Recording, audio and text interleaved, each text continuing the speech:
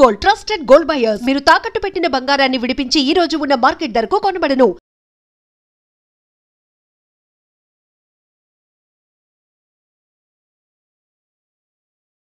And entry ఎలా వచ్చింది ma'am? Film industry entry family background లో కూడా నాకు తెలిసి బ్యాక్గ్రౌండ్ ఏం లేదండి మందంతే. మాది సింపుల్ మిడిల్ క్లాస్ ఫ్యామిలీ అండి. మా నిజామాబాద్ మిడిల్ క్లాస్ అంతే. ఏదో సెలక్షన్స్ జరుగుతున్నాయంటే వెళ్ళాను అంతే. అప్పుడు నువ్వు నేను సినిమా రిలీజ్ అయింది ఆర్ఎఫ్సి కొత్తగా.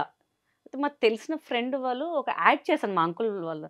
అట్లా ఒక నాకు హస్బెండ్ క్యారెక్టర్ చేశారు. ఆయన చెప్పారనమాట, ఇట్లా తేజ గారు సినిమా చేస్తున్నారు, వై కాంట్ యూ ట్రై మా అంటే, ఎంతోమంది ఉంటారు మనకి ఎందుకు అది అని. లేదు ఒక్కసారి ట్రై చేయి, నువ్వు బాగున్నావు, స్లిమ్గా బాగుంటావు, ఏదైనా క్యారెక్టర్ పడితే బాగుంటుంది కదా అంటే, సరే అని వాళ్ళు కాల్ చేశారు మేనేజర్.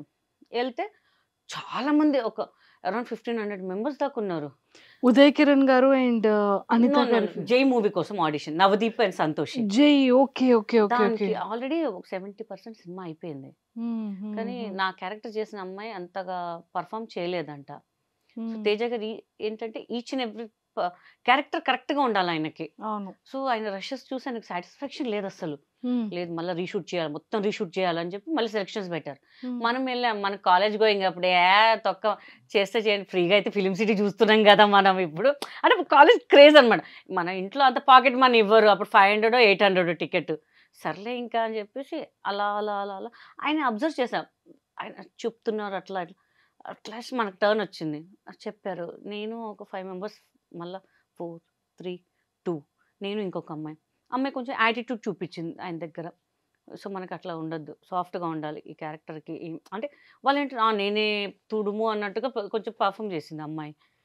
పక్కన చెప్పేసి నువ్వు ఫైనల్, నేను ఫైనలా? అసలు నేను ఫైనల్ ఏంటి నాకు అర్థం కాలేదు అసలు. మా ఇంటికి ఫోన్ చేస్తే మూసుకొని ఫిలిం సిటీ చూసావు కదా గమ్ములు వచ్చేసాయి, ఇంకా వాళ్ళు పెడితే కారు పిచ్చి పిచ్చి మాటలు మాట్లాడుకున్నారు. ఆయన అన్నారు ఇప్పుడు ఇంటికి వెళ్ళి లగేజ్ చదువుకొని వచ్చారు, రేపటి నుంచి షూట్ అన్నారు. అసలు నాకు నిజంగా అసలు ఏం అర్థం కాలేదు. అసలు నైట్ నిద్రపట్లే. షూట్ అంటే మనకి ఏం తెలీదు, అసలు యాక్షన్ తెలీదు, ఏం తెలీదు మనకి. ఫస్ట్ సీన్ అనమాట, నేను వేణు అని చేయి కొరికే సీన్ ఉంటుంది. ఇంకా వెళ్ళి ఆ డబ్బులు అయితే నేను నిజం కొరికే, ఇప్పటికి ఉంటుంది ఆయనకు మార్క్, వేణుకి చేతికి కొంచెం గట్టి కొరికిన. నాకు తెలీదు కొరుకుమని కొరికిన, మనకు అంటే సినిమా అంటే తెలీదు. ఆయన చెప్పారు నేను చేశాను, ఆయన చెప్పారు నేను చేశాను, అంతే. ఇట్లే అన్నా నేను. అసలు తేజ గారు నవ్వారు, అక్కడ ఉన్న వాళ్ళందరూ నవ్వారు, పర్ఫెక్ట్ అన్నారు. ఇంకా చాలా హ్యాపీ అనమాట. ఇంకా ఇంకా అక్కడి నుంచి మన జర్నీ స్టార్ట్ అయింది. అప్పుడే ఎవడిగోళ్ళ వాడి కోసం ఎవరు అమ్మాయి చేస్తుంది, ఒక క్యారెక్టర్ కావాలి. పాపం డైరెక్టర్ గారు అక్కడికి వస్తే నేను ఇంటికి వచ్చాను. ఓకే. సో తర్వాత ఇంటికి వచ్చాక షూట్ అయ్యాక కాల్ చేశారు, ఇట్లా షూట్ ఉంది బ్యాంకాక్లోనా? ఇదేంటి నా స్టూడియో బాగా తిరుగుతుంది ఈ మధ్య. అప్పుడు ఫిలిం సిటీ చూసిన ఇప్పుడు బ్యాంకాక్ చూడాలని. ప్లస్ ఆల్ కమిడియన్స్ మధ్యలో అనేసరికి నాకు ఇంకా అసలు ఇక్కడ ఒక 1.5 month షూట్ లేదనమాట. బికాస్ అందరు కమిడియన్స్ అంతా బ్యాంకాక్లో ఉన్నాం, 30-35 మెంబర్స్ అక్కడే. ఇంకా ఒక పండగ లాగుంది అసలు. ఎవరైనా ఒక్కసారి చూడాను, అంతమందిని అనేసరికి నాకు ఇంకేం అర్థం కాలేదు. చెప్తున్నారు చేస్తాను. నేను బబ్లు, నేను కొంచెం డ్యాన్స్ చేస్తాను. ఈ మధ్యలో షెడ్యూల్ వేసుకున్నారు, 9 o'clock స్విమ్మింగ్ పూల్ దగ్గర, 11 o'clock కట్ చేస్తే 10:30 లోపు నాది బబ్లు మొత్తం అయిపోయింది. ఓ మై గాడ్, అందరు రిలాక్స్గా కూర్చున్నారు, అమ్మ తొందరగా అయిపోయింది కదా షూట్ అని చెప్పేసి. సో అక్కడ నుంచి నా జర్నీ స్టార్ట్ అయిపోయింది అనమాట. ఇంకా ఎవడి గోల వాడిదే యూటర్న్ ఇచ్చింది. యూటర్న్ ఇచ్చేసి ఫస్ట్ జేతో స్టార్ట్ అయింది, యూటర్న్ తీసుకుంది, డైరెక్ట్ హైవే ఎక్కేసా. ఇంకా అంతే, డైరెక్ట్ హైవే కిందకి, రింగ్ రోడ్ ఇంకా మొత్తం, ఇంకా అసలు ఆగేదే లేదు అసలు. సూపర్. నిజంగా ఇప్పుడు ఆ మిస్సింగ్ ఫీలింగ్ అనిపిస్తుందా? కొంచెం. బికాస్ ఇండస్ట్రీ ఏమైపోయిందంటే, ఫ్రాంక్గా చెప్తున్నా, నాకు సినిమాలు వచ్చినా రాకపోయినా కానీ they are encouraging more males అండి. మగవాళ్ళనే ఎంకరేజ్ చేస్తున్నారు, ఎక్కడ లేరు. ఒకవేళ ఫీమేల్స్ ఉన్న చాలా తక్కువ మంది ఉన్నారండి సినిమాలో, చాలా తక్కువ మంది ఉన్నారు. అది ఎందుకో తెలియట్లేదు నాకు. ప్లస్ ఇక్కడ ఉన్న ఆర్టిస్టులని ఎవరు గౌరవించట్లేదు, బయట నుంచి తెప్పించుకుంటున్నారు. సో చాలామంది అంటున్నారు, ఎందుకు మీరు ఉండగా అక్కడ నుంచి ఎందుకు ఇక్కడ లేరా మన తెలుగు వాళ్ళు అని చెప్పేసి. అది చాలా డిసప్పాయింట్ అనమాట. ఓకే. అండ్ మీకు ఏ కైండ్ ఆఫ్ క్యారెక్టర్స్ బాగా ఇష్టం? అంటే లైక్ మిమ్మల్ని ఒక మంచి ఇన్నోసెంట్ వైఫ్గా చూసాం, ఎవడి గోల వాడిదేలో మంచి అసలు ఫన్ రిలేటెడ్ అసలు అవుట్ స్టాండింగ్ ఎంటర్టైన్మెంట్ని చూసాము. అండ్ మీకు ఏ క్యారెక్టర్స్, సీరియస్ క్యారెక్టర్, విజయశాంతి గారి లాగా చేయాలని ఒక క్యారెక్టర్, అమ్మో భయం వేసింది కదా. ఒక్కసారి ఎలా గెంతుతారు అనేది భయం. గెంత మొత్తం గ్రాఫిక్స్ చాలా చాలా డెవలప్మెంట్ అంటే డెవలప్ చేస్తారు కదా అంతా. అలా ఒక సిన్సియర్ పోలీస్ ఆఫీసర్ అంటే లావుగా ఉన్న అమ్మాయి కూడా పోలీస్ ఆఫీసర్ ఎందుకు అవ్వలేదు అని ఒక కాన్సెప్ట్ లాగా చేయొచ్చు కదా అని చెప్పి నాది. అలా క్యారెక్టర్ చేయాలని ఉంది నాకు అంతే. ఈ మధ్య కాలంలో ఎవరైనా సరే అప్రోచ్ అవ్వడం కానీ, స్టోరీస్ చెప్పడం కానీ, కమెడియన్గా అంటే నేను కొంచెం గ్యాప్ తీసుకున్నాను. బిఫోర్ చెప్పారండి, ఒకవేళ అది కరోనా రాకపోయి ఉంటే నా యాజ్ అ హీరోయిన్ ఒక 12 సినిమాలన్నా మినిమం, చిన్న సినిమాల్లోనే ఒక 12 సినిమాలన్నా రిలీజ్ అయ్యాయి నాకు. సో కరోనా వల్ల కొంచెం అన్నీ స్పాయిల్ అయిపోయినాయి.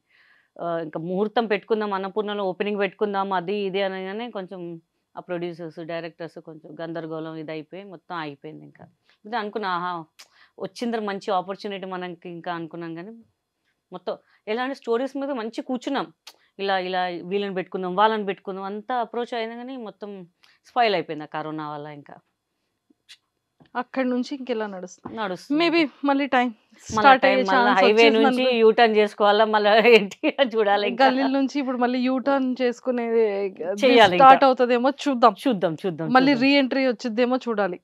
హోప్ఫుల్లీ.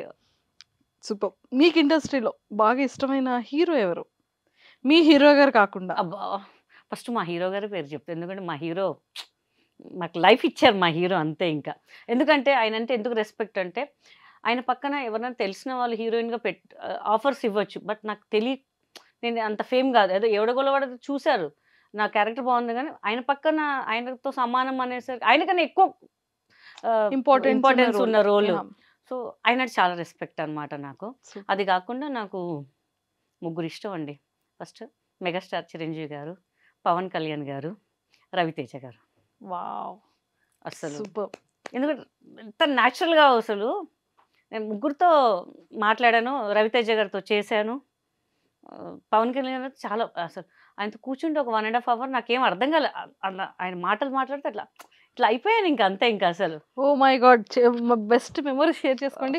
కళ్ళంటే వాటర్ కూడా వచ్చేస్తున్నాయి. కళ్ళకి వెయ్యి నిజం కాదు నిజంగానే. కానీ రవితేజ గారితో గురించి ఒకటి చెప్పాలండి. నిప్పు సినిమా చేస్తున్నాం పొలాచిలో, గుణశేఖర్ గారు డైరెక్టర్. సో వెళ్ళంగానే మనం మంచి కలర్ కదా, హీరోయిన్ ముందు అంత కలర్ వద్దని చెప్పి మొత్తం డార్క్ చేసేసారు. సో ఇట్లా లోయలో దగ్గర షూటింగ్ అనమాట, చాలా పెద్ద లోయ అండి. అక్కడ చిన్న ఈ గుంతలాగా ఉంది, దానికి కాలు పెడితే కంపల్సరీ లోయలో పడిపోతాం మనం ఇంకా.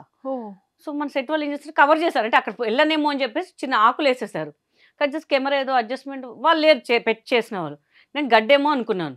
రవితేజ గారి మీద ఎత్తుకోవడానికి ట్రై చేస్తుంటాను అనమాట, వెళ్తుంటాను మీదికి, చక్కని జారే అనమాట. నేను ఇట్లా పట్టుకున్నారు రవితేజ గారు. సినిమాలు అప్పుడప్పుడు చూస్తుంటే పైనుంచి కింద ఏలాడుతుంటే ఒకళ్ళు పట్టుకుంటారు కదా, మగధీరాలా పట్టుకుని, వామ్మో నా పరిస్థితి ఏంట్రా బాబు అనుకున్నాను నేను.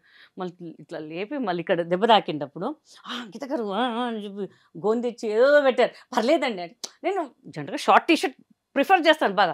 ఇప్పుడు లంగా ఉంది కదా అని ఇట్లా లేపు, పర్లేదండి పర్లేదండి పర్లేదండి, అరే దెబ్బ తాకింది బ్లడ్ వస్తుందండి, పర్లేదండి పర్లేదు.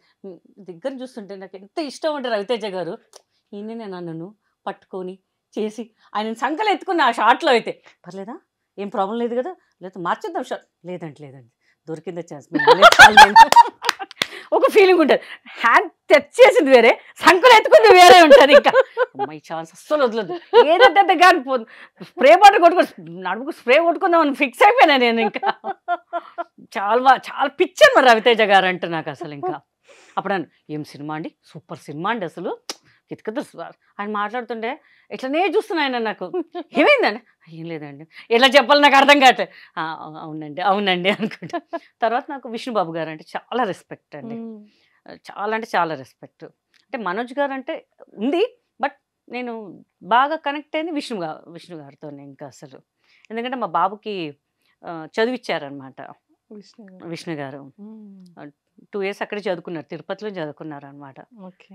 సో ఇప్పుడు మా ఎలక్షన్స్లో కూడా నేనే మెజారిటీగా గెలిచాను అనమాట, ఆ విష్ణుబాబు గారు దాంట్లోనే అనమాట. ఇంకా చాలా అది బాగా రెస్పెక్ట్. అంటే మా పిల్లలు చదివిపించారు అని కాదు, అడిగిన వెంటనే పాపం ఇట్లా ఉందండి అని వాళ్ళు రెస్పాండ్ అయ్యి మోహన్ బాబు గారు చెప్పడము, ఇమీడియట్ విష్ణుబాబు గారే బాబు 10th రిజల్ట్ అని ఆయనే ఫోన్ చేశారు. ఆయన స్విట్జర్లాండ్ ఆస్ట్రేలియా ఎక్కడ ఉన్నారు, గీత గారు అంటే ఎవరబ్బాయి నంబర్ తెలియని నంబర్ ఏమంటారా అని చెప్తే బాబుది 10th రిజల్ట్స్ వచ్చాయి కదండి ఎప్పుడు జాయిన్ చేస్తారు అప్పటికప్పుడు ఆ రోజు ఈవినింగ్ మేము వెహికల్ మాట్లాడుకుని వెళ్ళిపోయి నెక్స్ట్ డే జాయిన్ చేసామన్నమాట బాబుకి. ఇంకా సూపర్ సూపర్. చాలా ఇదనమాట. సో ఆర్టిస్టులకి మంచి రెస్పెక్ట్ ఇస్తారు. చాలా అంటే చాలా చాలా బాగా మాట్లాడతారు ఆయన అసలు. సూపర్ ఇప్పుడు కూడా ఏదైనా మెసేజ్ పెడితే ఇమ్మీడియట్ రిప్లై ఇస్తారండి ఆయన. సూపర్. ఎంత బిజీ అయినా సరే ఒక 1 అవర్ తర్వాత వస్తారు రెస్పాన్స్ ఏదైనా సరే. ఇట్లా పాప ఇట్లా పాస్ అయింది బాబు అంటే కంగ్రెస్ చెప్పానని చెప్పండి అని చెప్తుంటారు అనమాట అసలు. Super super.